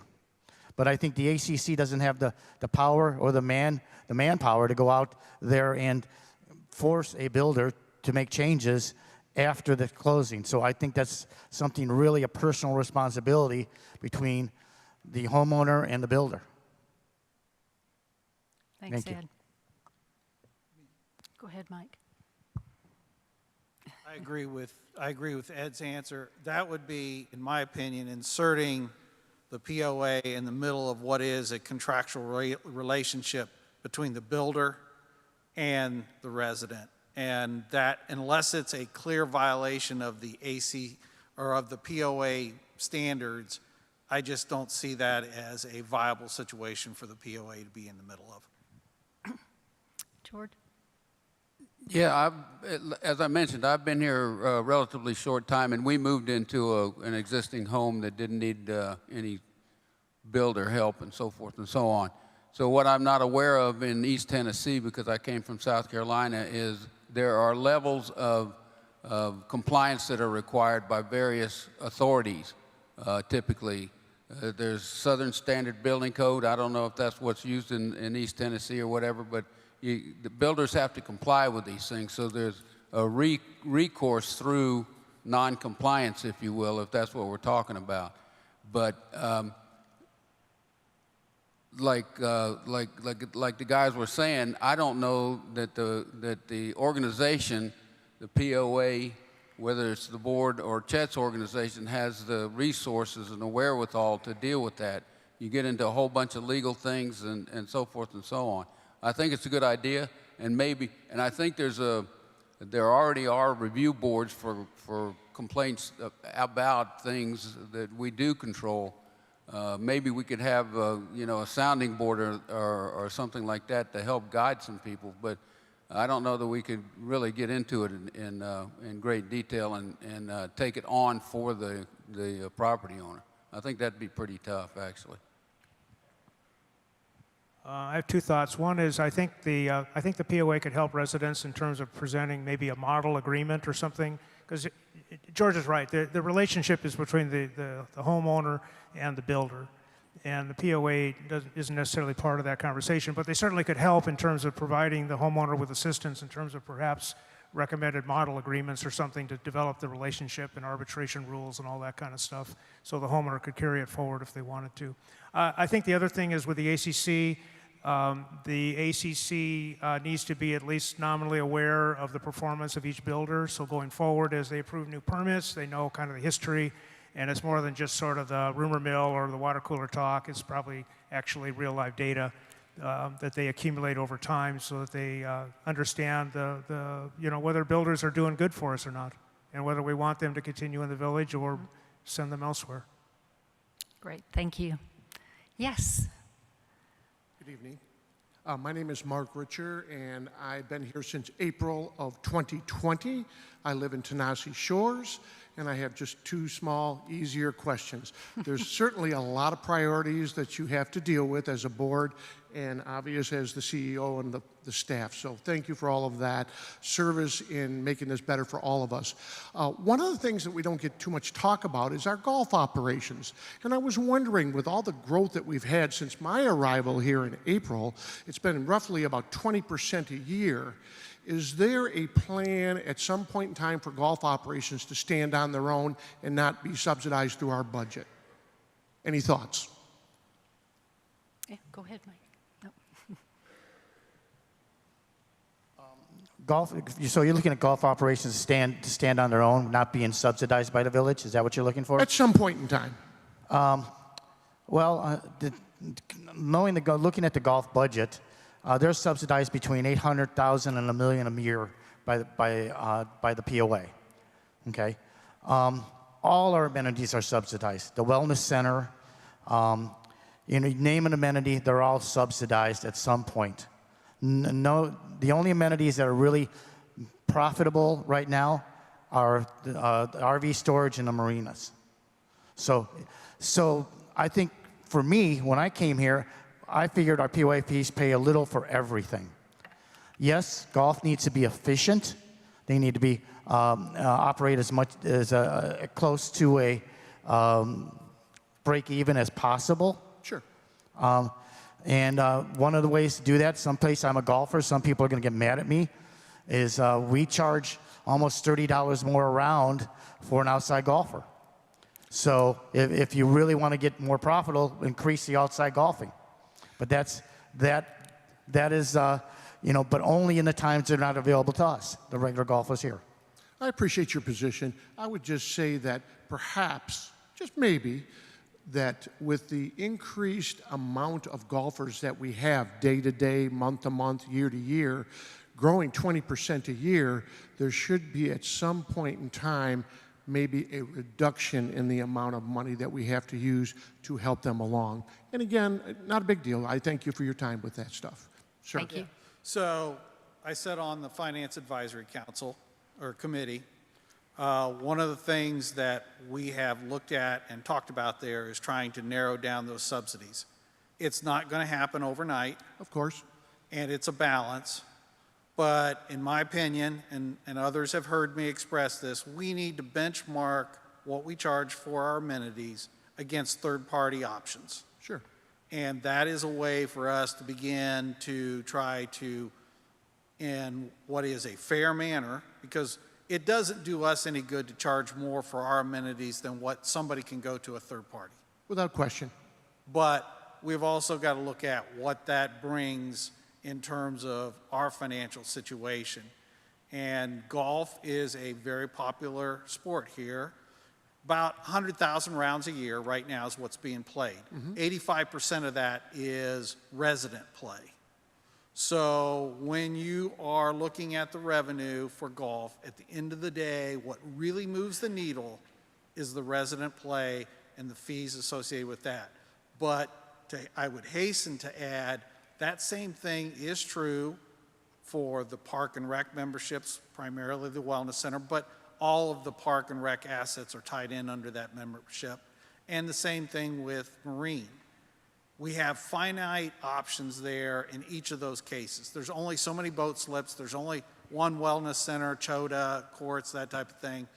So we got to be mindful of that, and it's a balance, but it is clearly something that has been talked about. That I can tell you for sure, and it's got folks' attention because it needs to be monitored if we're going to continue to improve and maintain our financial health as an organization. Everything's on the table. I appreciate it. Thank you. Last thing, Don, I'll let you guys talk when I sit down. Hold on. Don, George, or Mark, did you want to make a comment about that before you moved on? I think Mike handled it. I don't have anything to offer extra. Do you? Yeah, there's another part of this equation, which is that we have building that's going on all the time. We have new people coming in all the time. So you're going to have more and more golfers, okay? So that helps to mitigate and help to continue to maintain a proper balance and equilibrium as far as what the board subsidizes the golf for, okay? More people that come in, more people are playing golf, more revenue that comes in. So, you know, it's a balancing act, okay? And I'm, you know, glad to hear that this is constantly being monitored, and it will continue to be monitored. So I think that as of right now, things are moving along pretty smoothly. Thank you. Just last question. One more question? Just to reconfirm, we're looking for 2 positions, right? Yes, 2 positions. Outstanding. Thank you so much for your time. Thank you. Thank you. Any more questions? Yes. This is a simple one. We talk about communications.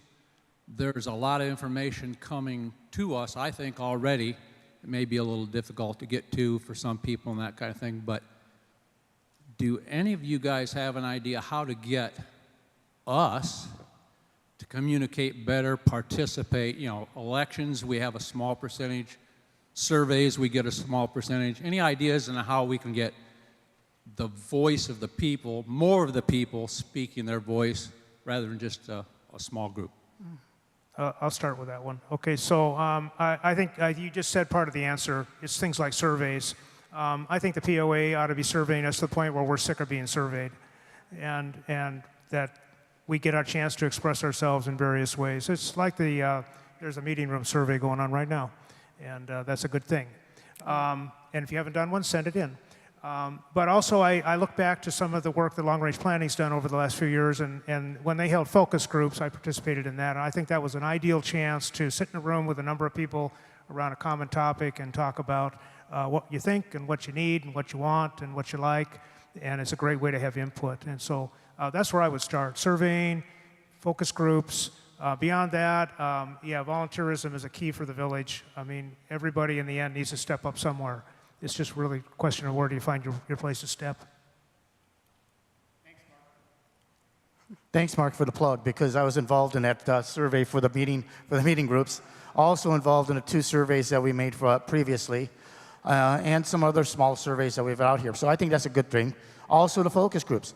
Focus groups are excellent, but you have one of the biggest challenges here for the POA.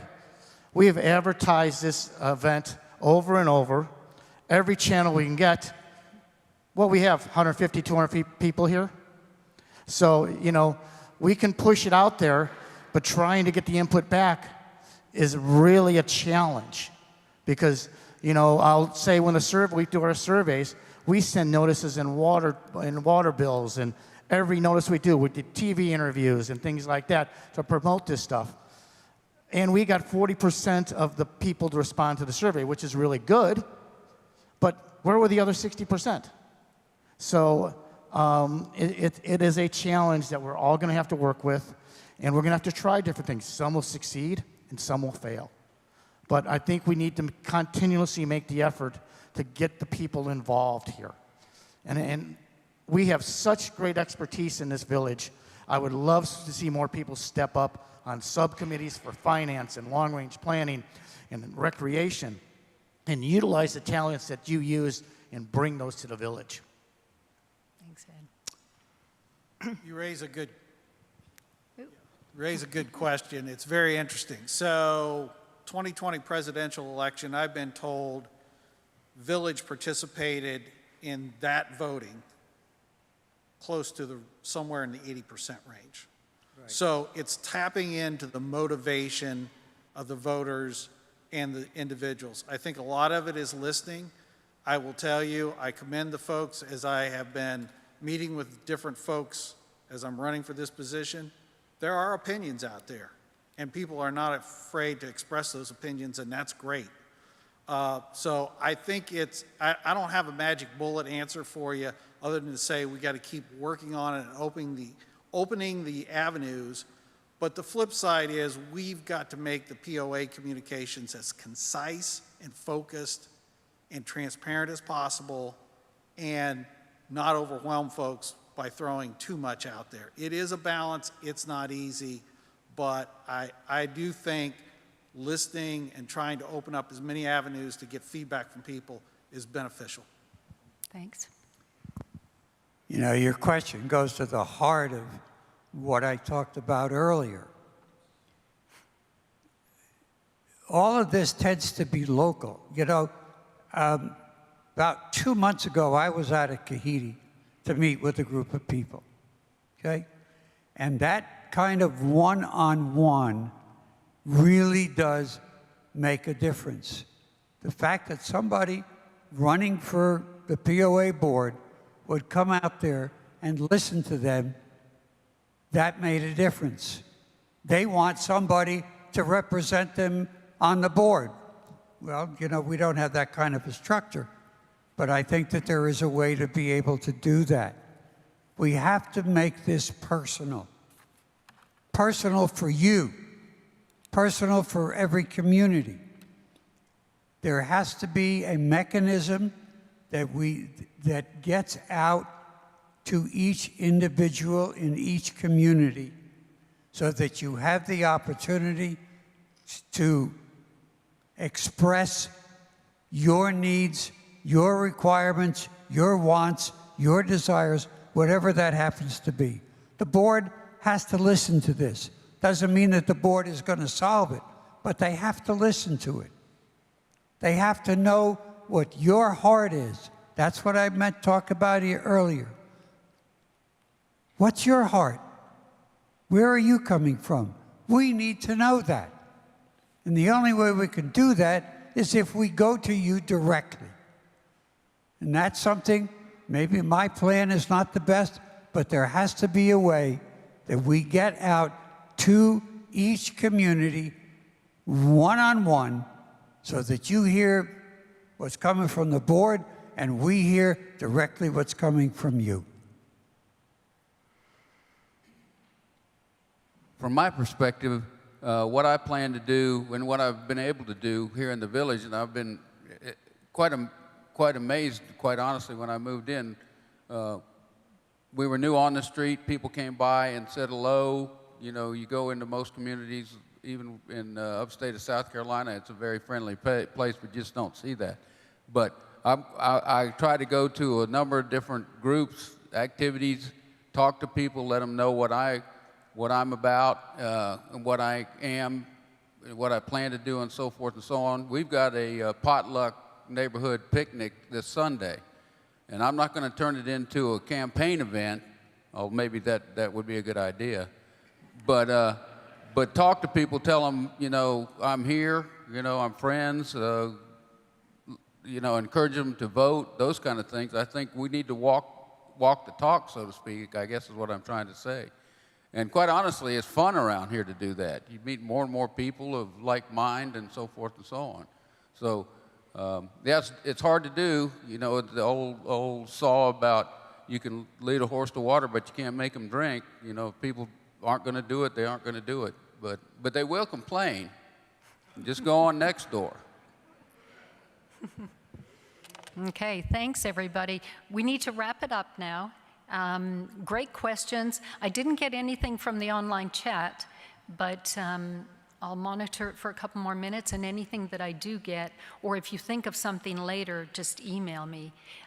Just to wrap up, there's a few important dates that you need to be aware of up on the screen. October 29th is when the voting will start. Let me get my glasses on here. Yeah, October 29th is when the voting will start, and it closes on November the 16th. So everything will be tallied up on November 17th and sent to the board, and then it will actually be certified on December the 20th. So there's a link to the website. I encourage you to go out there and get educated, learn what you have to do, learn more about the candidates. If you have any questions from them, they're available.